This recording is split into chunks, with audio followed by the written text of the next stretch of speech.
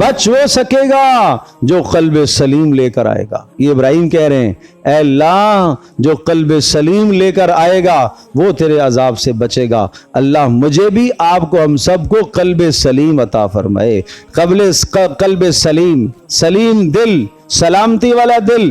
Number 1 کفر سے پاک، نمبر 2 شرک سے پاک، نمبر 3 نفاق سے پاک، نمبر 3 شکوک شبہات سے پاک، نمبر 5 یقین سے بھرا ہوا دل. یہ ہے قلب سلیم. یہ تو 5 باتیں اللہ سے تعلق رکھتی ہیں اور ادھر خلق خدا سے. نمبر 1 حسد سے پاک. کسی کی اچھائی، کسی کا کمال، کسی کی خوبی دیکھ کر حسد، بغض، یہ قلب سلیم نہیں ہے.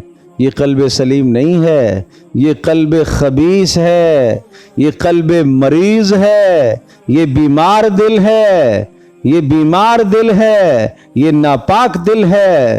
جس دل میں حسد ہو، جس دل میں کینہ ہو، جس دل میں بغض ہو، جس دل میں حقد ہو. حقد بدترین بیماری، کینہ، اونٹ کی طرح کا کینہ جس کے دل میں پل رہا ہو، ہر دن وہ پروان چڑھتا ہو، اپنے برابر والے کی، اپنے سگے بھائی کی ترقی دیکھتا ہے. جیسے جیسے اس کو ترقی ملتی ہے اس کا کینہ اور بڑھتا چلا جاتا ہے، اور بڑھتا چلا جاتا ہے. فی قلوبہم مرض فزادہم اللہ مرضا.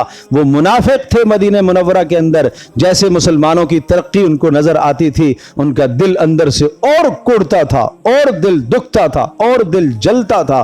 تو فرمایا ان کے دلوں میں بیماری ہے. فزادہم اللہ مرضا. اللہ نے ان کی بیماری کو اور بڑھا دیا. جاؤ آگے. اور